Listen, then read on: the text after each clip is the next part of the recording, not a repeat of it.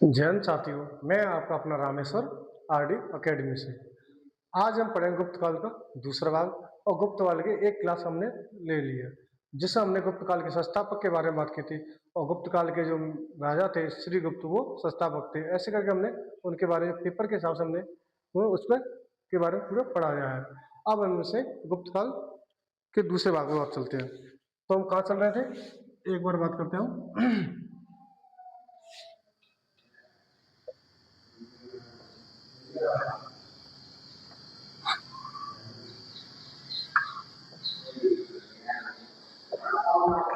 गुप्त वंश किसकी बात चल रही थी?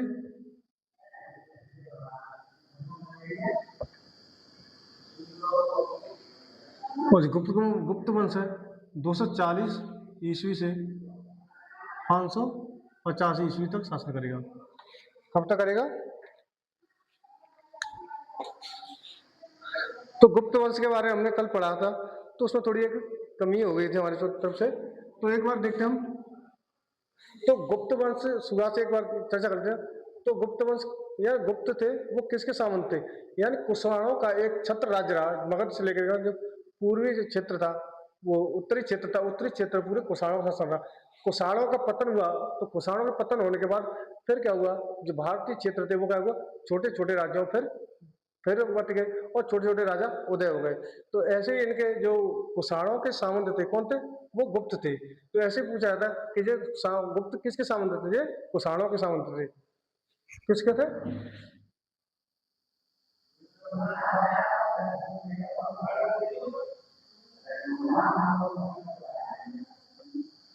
ये कुषाणों के सामंत थे। किसके थे? कुषाणों के सामंत।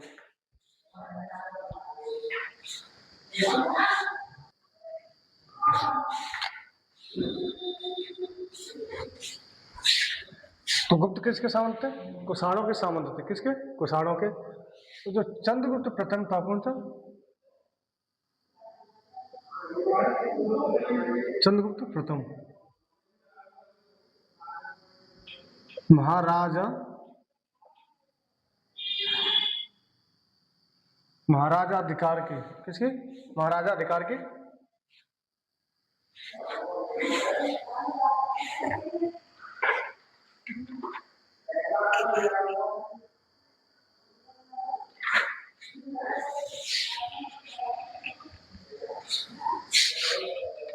गुप्त वंश का 240 से 550 ईस्वी तक पूरा वंश चला और कुषाणों के सामंत थे।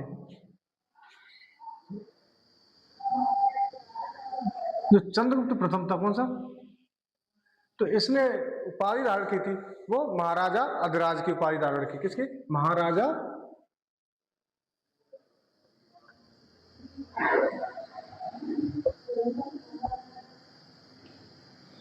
महाराजा अधिराज की उपाधि धारण की थी।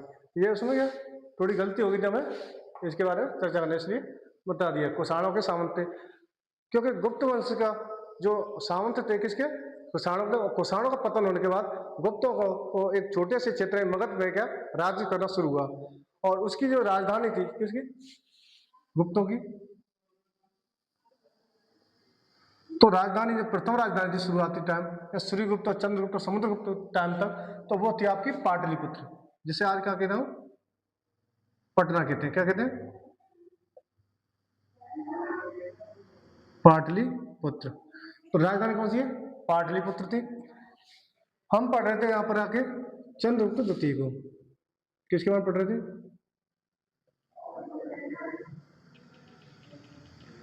और ये 319 बीसी से शासन करता है, गद्दी बैठता है। किसमें? गद्दी पर बैठता है। तो चंद्रगुप्त सेकंड की बात कर रहे थे, कब बैठता है? 319 ईस्वी में गद्दी बैठता है। तो चंद्रगुप्त के बारे में हमने पढ़ लिया था। इसके दरबार में 9 रत्न रहते थे। चंद्रगुप्त सेकंड ने यहाँ से आगे पढ़े, इसे 9 रत्न रहते थे। और 9 रत्नों के नाम किसके क्या नाम थे? कालिदास था, धनवंतरी थे, और अमर सिंह थे, और चपनक थे, और ऐसे करके ये 9 रत्न थे। तो चंद्रगुप्त प्रथम ने सेकंड ने किसने क्या चांदी के सिक्के चलाए? किसी चलाए?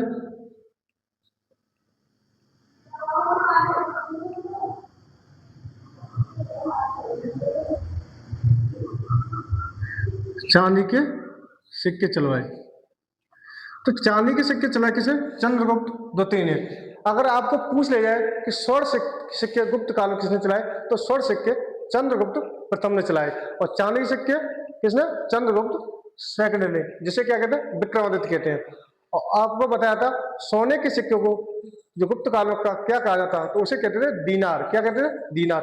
और ऐसे ही जो चांदी के सिक्के को इसे क्या कहते थे? इसे कहते थे रुपये। क्या कहते हैं? रुपये।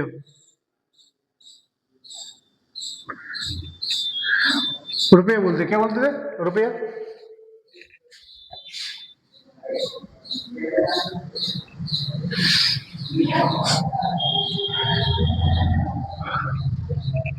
और जैसे जिस चंद्रगुप्त द्वितीय क्या है, चंद्रगुप्त द्वितीय के शासन काल के टाइम पीरियड जो गुप्त काल है, तो गुप्त काल को ये क्या कहते हैं? उसे स्वर्ण काल कहते हैं, क्योंकि जो चंद्रगुप्त द्वितीय के शासन काल में ही के दौरान ये अपने चरम उत्कर्ष को था। और चरम उत्कर्ष में क्या क्या चरम उत्कर्ष को था, तो जिसमें था कला, साहित्य, वैज्ञानिक, तकनीकी, किसमें था? वो चंद्रगुप्त द्वितीय के शासन काल में। तो इसमें देखे हम कला के क्षेत्र में देखे किसमें?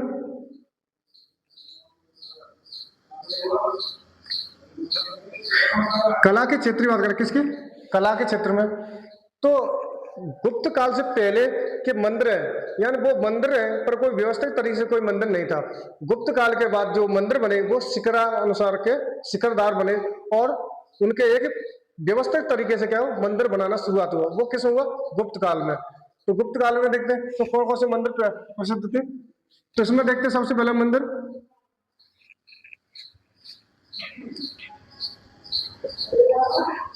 देवगढ़ का झांसी, देवगढ़ का दशावतार मंदिर।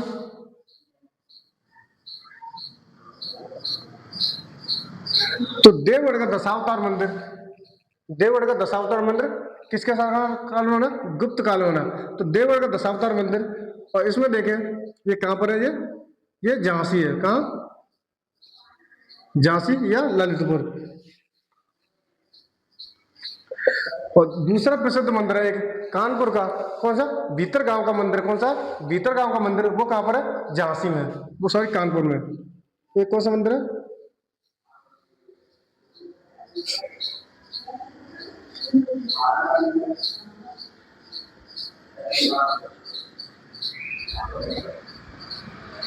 तो भीतर गांव का मंदिर कहां पर है? कानपुर। कानपुर है। और ये किसे? पक्की ईंटों से बना हुआ। किससे? पक्की ईंटों से बना हुआ है। कौन सा? भीतर गांव का मंदिर। कहां पर? कानपुर में। एक और कला के क्षेत्र में देखें जो अजंता की गुफाएं, अजंता की गुफाएं वैसे संख्या कितनी है उसकी? 29 है। और जो 29 संख्या में देखें ना, 16 नंबर की और 16 नंबर की और 17 नंबर की और 19 नंबर की जो गुफाएं हैं वो किस काल में? वो गुप्त काल में निर्माण हुआ। किसमें? गुप्त काल में। तीसरी चीज देखें कला के क्षेत्र में, किसमें?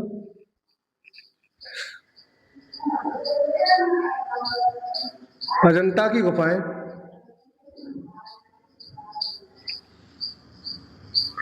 तो अजंता की गुफाएं कौन कौन से नंबर की?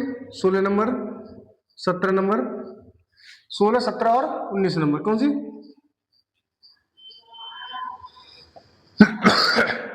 ने ये किसमें? गुप्त काल में। किसमें? गुप्त काल में। एक और दीजिए बाघ की गुफाएं। कौन सी?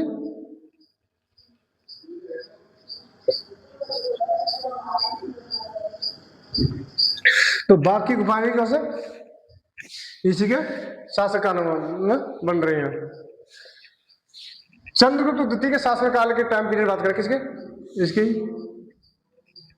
तो कला के क्षेत्र में आपने देखा, तो इसीलिए कहा जाता है कि कला के दृष्टिकोण से देखें तो गुप्त काल स्वर्ण युग काल था। क्या था? स्वर्ण युग काल था। और चंद्रगुप्त द्वितीय ने क्या किया था? इसकी राजधानी जो पहले पाटलिपुत्र थी, कौन सी? पाटलिपुत्र थी। तो इसको चेंज करके क्या राजधानी बनाई इसने?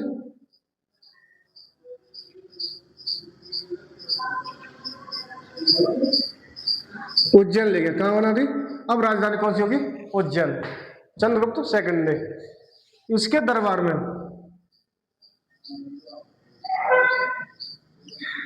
चीनी यात्री आया। कौन आया? और चीनी यात्री का नाम क्या था? फायान। क्या नाम था? फायान था। और वो चंद्रगुप्त के दरबार में आया था। और वो किस धर्म का अनुयायी था? वो बौद्ध धर्म का अनुयायी था। और वो उसकी एक बुक है, कौन सी? फा यू की। तो चीनी यात्री का नाम क्या है? फायान।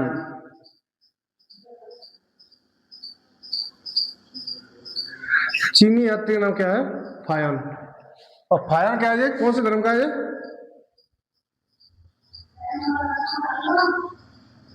बौद्ध धर्म का अनुयायी था। तो बौद्ध धर्म का अनुयायी कौन है? फायान है। फायान कौन है? चीनी यात्री। प्रश्न पूछ लिया जाता है कि फायान किसके शासनकाल में आया? तो वो चंद्रगुप्त द्वितीय के शासनकाल में आया। एक और चीनी यात्री फेमस था, उसका नाम था वेनसांग, जिसे हम आगे कौन सी 7वीं शताब्दी में आएगा, वो हर्षवर्धन के शासनकाल में आएगा। कौन आएगा? वेनसांग आएगा। और वेनसांग आएगा, वो आगे क्या करेगा? वो नालंदा विश्वविद्यालय शिक्षा लेगा। तो प्रश्न पूछ लिया जाता है, तो फायान और वेनसांग में दोनों में क्या अंतर रखिए और उसे अच्छे समझिए, क्यों एक दूसरे क्या भूल हो जाती है। ठीक है, तो चंद्रगुप्त चांदी से चलाए। और इसका दरबार कौन है? चीनी यात्री। और चीनी यात्री का नाम क्या है? फायान। इसकी किताब है फा यू की। कौन सी किताब है? फा यू की। जो फा यू की है, इसमें क्या लिखा है? तो फा यू की किसकी क्या है? ये बुक है किसकी है? फायान की। चंद्रगुप्त द्वितीय के बाद जो राजा बना वो आता है कौन? कुमारगुप्त। कौन आता है? कुमारगुप्त।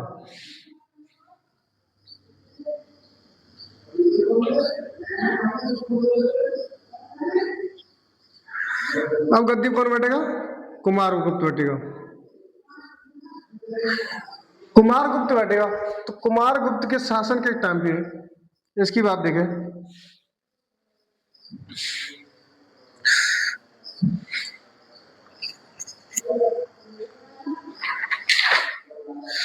चार सौ 41 से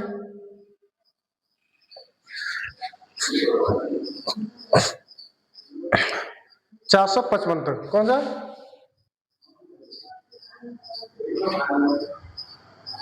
ईस्वी तक। और ये 441 तक ईस्वी तक। तो कुमारगुप्त ने क्या किया? जो नालंदा विश्वविद्यालय, कौन सा? नालंदा विश्वविद्यालय। तो नालंदा विश्वविद्यालय की स्थापना कौन करा रहा है? कुमारगुप्त करा रहा है। कौन करा रहा है? कुमारगुप्त। तो यहां देखिए इसने क्या किया रहा है? नालंदा विश्वविद्यालय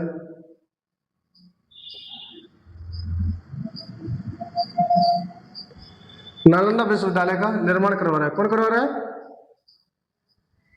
कुमारगुप्त। प्रश्न पूछ लिया जाता है नालंदा विश्वविद्यालय की स्थापना किसने कराई? कुमारगुप्त ने। और ये कहाँ है? पटना के पास में ही है। और इसमें एक प्रसिद्ध है, इसमें इसकी कौन है? लाइब्रेरी। कौन सी? पुस्तकालय इसकी प्रसिद्ध है। कौन सी?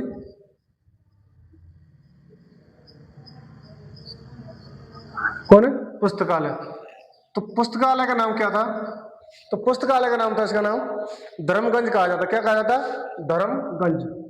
तो पूछ लिया जाता है तो नालंदा विश्वविद्यालय की लाइब्रेरी को का नाम क्या है? तो वो क्या नाम था? धर्मगंज। कौन था? धर्मगंज। और ये 3 मंजिला थी।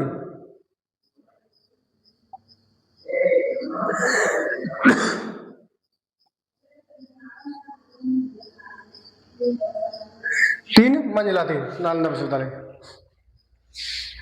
कुमारगुप्त की बात करें, जो गुप्त काल के जो अभिलेख है वो किस राजा के सबसे ज्यादा अभिलेख है? तो वो कुमारगुप्त के ही सबसे ज्यादा अभिलेख मिलते हैं। किसके मिलते हैं? तो सबसे ज्यादा अभिलेख किसके मिलते हैं?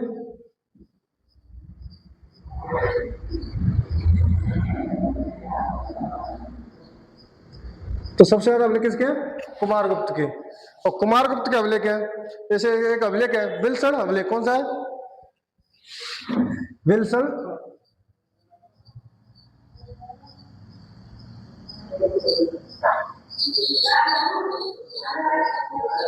तो विल्सन अभिलेख किसका संबंध था? कुमारगुप्त का। ये कहां पर अभिलेख मिला था? ये एटा मिला था। कहां पर? यूपी के एटा। एटा कहां पर है? यूपी में। एक बार रिवाइज करा लेते हैं। गुप्त वंश, मेरे साथ साथ रिवाइज कर लीजिए। गुप्त वंश का टाइम पीरियड है 240 ईस्वी से 550 ईस्वी। और ये इसके हम पहले क्लास पढ़ चुके हैं। कुषाणों के सामंत कौन थे? गुप्त थे। प्रश्न पूछ लिया जाता है गुप्त किसके सामंत थे, तो वो कुषाणों के सामंत थे। चंद्रगुप्त प्रथम ने कुछ महाराजा अधिराज की उपाधि धारण की। किसकी की? महाराजा अधिराज की उपाधि धारण की। और गुप्त वंश की प्रारंभिक राजधानी कौन सी थी? वो थी पाटलिपुत्र। चंद्रगुप्त द्वितीय की बात चल रही है हमारी, तो 319 ईस्वी से 441 ईस्वी की बात करते हैं। 319 ईस्वी से 441 तक शासन किया। और इसने क्या किया? चांदी के सिक्के जारी किए। और चांदी के कुमार गुप्त के बाद अब राजा बनेगा कौन? शासक बनेगा स्कंदगुप्त। कौन बनेगा? स्कंदगुप्त।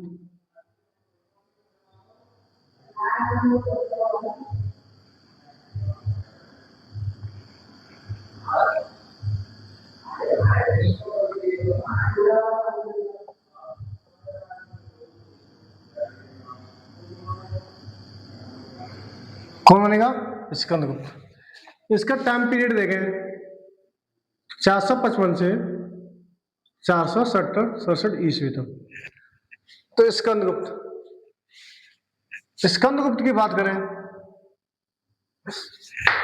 ये गुप्त वंश का अंतिम शक्तिशाली राजा है। क्या है?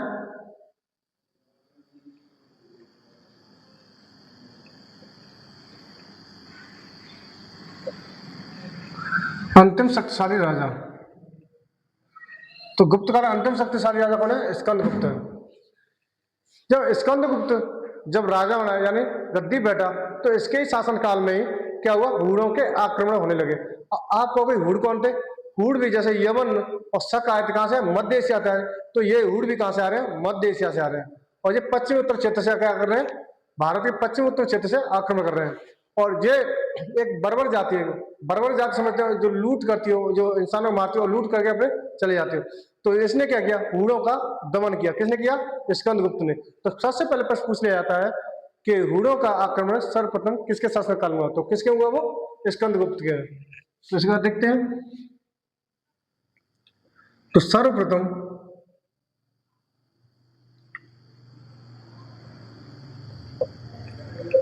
हूणों का आक्रमण,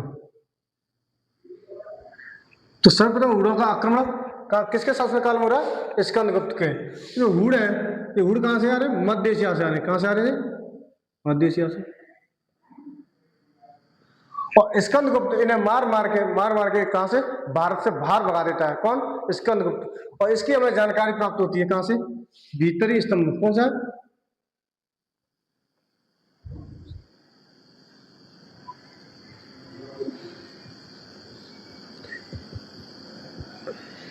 भीतरी स्तंभ लेख से। कौन से? भीतरी स्तंभ लेख से जानकारी प्राप्त होती है कि हूणों को मार मार के कौन हुआ था? स्कंदगुप्त। ये सब विजय प्राप्त करता है। और भीतर स्तंभ लेख कहां पर है? ये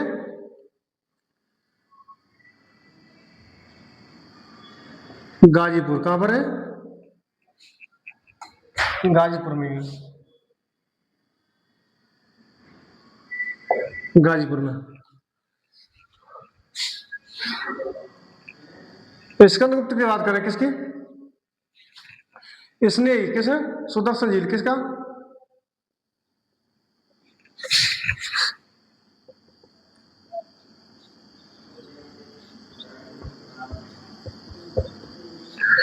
सुदर्शन झील का निर्माण करवा रहा है या पुनः निर्माण करा रहा है? पुनः उद्धार करा रहा है।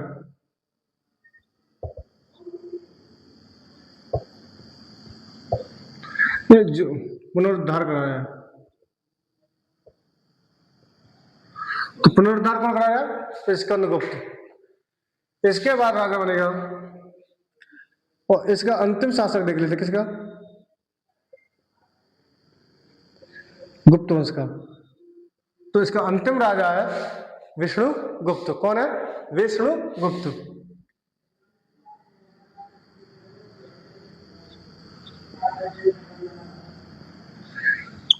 तो विष्णुगुप्त क्या है? इसका अंतिम राजा है।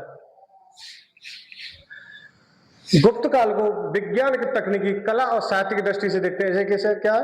ये स्वर्ण युग काल है। और इसके देखते हैं तो विज्ञान में क्या क्या क्या कार्य हुए गुप्त काल में, और साहित्य में क्या हुआ, और तकनीकी दृष्टि से किस हिसाब, किस उद्देश्य से इन्हें क्या कहते हैं? स्वर्ण युग का काल करते हैं। तो इसके बारे में चर्चा करते हैं हम। किसके? तो कला साहित्य के बारे में तो कला के बारे में हम देख लिया अब देख रहे हैं थोड़ा साहित्य के बारे में। क्या कि गुप्त वंश, जो गुप्त वंश का जो टाइम पीरियड था उसमें क्या क्या साहित्य लिखे गए और उसके बारे में बात करते हैं। तो साहित्य के बारे में देखते हैं क्या, साहित्य की बात करें तो इसके टाइम पीरियड जो कालिदास थे वो कौन से गुप्त वंश में थे, जिन्होंने ऋतु संहार, मेघदूत और मालविकाग्नि जैसे मित्र जैसे नाटक और क्या हुए ग्रंथ लिखे हुए हैं। आप देखोगे जैसे भाष्य ने क्या लिखा है, स्वप्नवास दत्ता लिखा है, पतंज वो पंच सिद्धांत लिखा है, बरहामीर ने लिखा है, पंचतंत्र किसने लिखा है, विष्णु गुप्त ने लिखा है। तो ये किस शासन काल में, ये गुप्त वंश के काल में ये सब लिखे जा रहे हैं। एक बार इनकी बात कर लेते हैं साहित्य और लेखकों के बारे में। तो साहित्य और लेखक के बारे में बात करें तो पहले हम देखते हैं कालिदास की, किसकी बात करते हैं, तो कालिदास की फेमस फेमस किताब देखते हैं। तो इनकी किताब कौन सी, मेघदूत है, कौन सी, मेघदूत, ऋतु संहार, मेघदूत, ऋतु संहार, और इसकी है मालविकाग्निमित्र,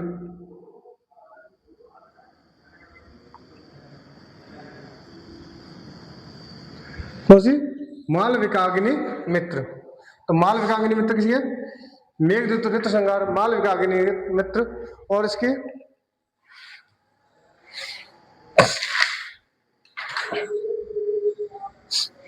अभिज्ञान शकुंतलम, इसकी एक है अभिज्ञान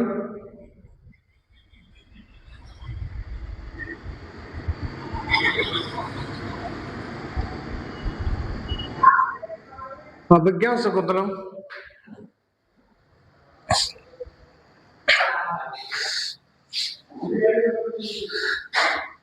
इसके बाद देखते हैं किसे, भाष्य, कौन थे, तो भाष्य, तो भाष्य ने लिखा है स्वप्नवास दत्ता, क्या लिखा है, स्वप्नवास दत्ता।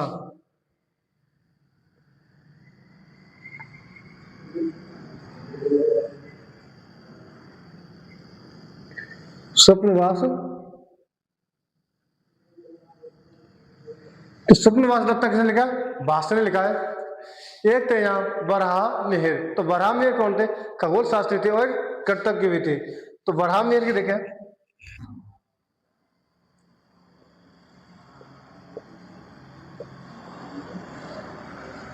वराह मिहिर, तो वराह मिहिर ने दिया है तो पंच सिद्धांत, कौन दिया है,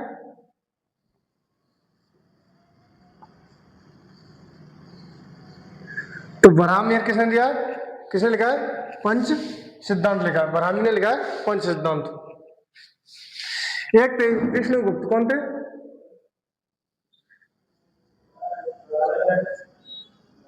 विष्णुगुप्त, तो विष्णुगुप्त ने लिखा है पंचतंत्र, क्या लिखा है, पंचतंत्र, पंचतंत्र लिखा है। ये सब बुक है, ये ग्रंथ ये गुप्त वंश के टाइम पीरियड में लिखे जा रहे हैं। एक थे इसमें आर्यभट्ट, तो आर्यभट्ट ने क्या दिया, ब्रह्म सिद्धांत और सूर्य सिद्धांत दिया, क्या दिया,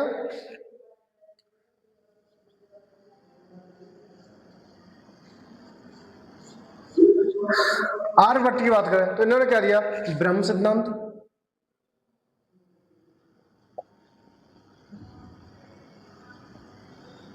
और सूर्य सिद्धांत। आर्यभट्ट ने सर्वप्रथम यह बताया था कि सूर्य सभी ग्रहों उपग्रहों के केंद्र में, और आर्यभट्ट ने यही बताया था कि ये पृथ्वी है अपनी ध्रुवी पे घूमती है।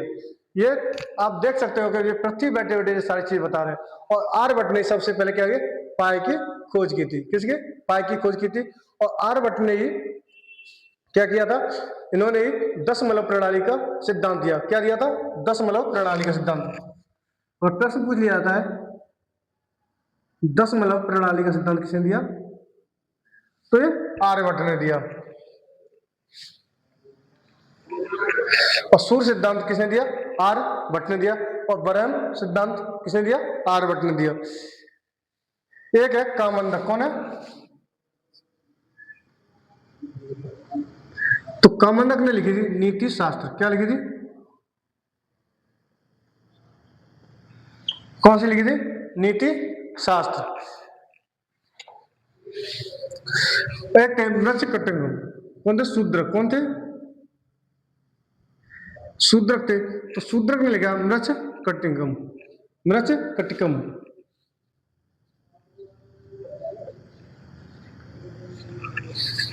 मृक्ष कटिकम, मृक्ष कटिकम।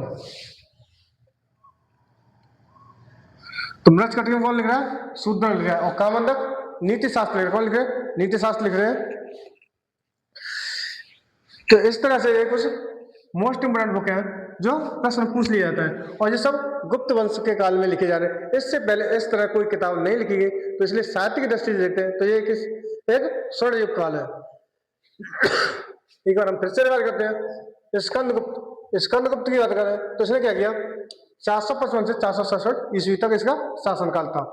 और इसके शासनकाल में क्या हुआ, ये इसके शासनकाल में क्या हुआ, सर्वप्रथम हूणों का आक्रमण हुआ। हूण कहां से आ रहे हैं, मध्य एशिया से आ रहे हैं, मध्य एशिया से आ रहे हैं।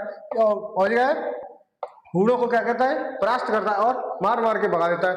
और यह हमें जानकारी कहां से प्राप्त हो रही है, भीतरी स्तंभ लेख। भीतरी स्तंभ लेख किसका है, स्कंदगुप्त के संबंधित है।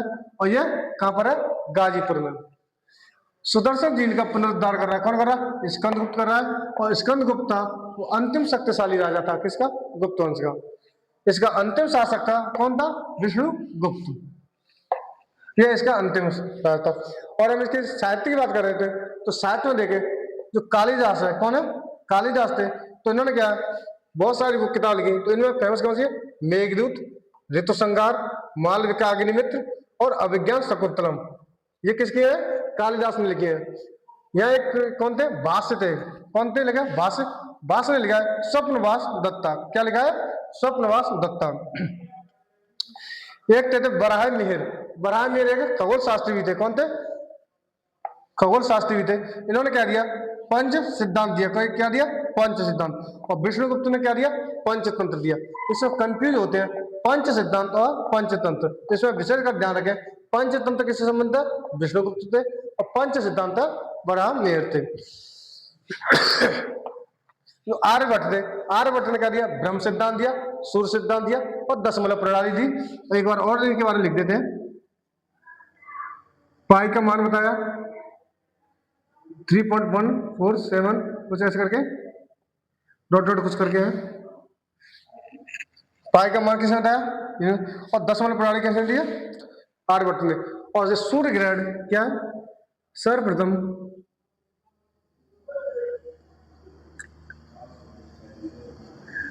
सूर्य ग्रहण और चंद्र ग्रहण किसका,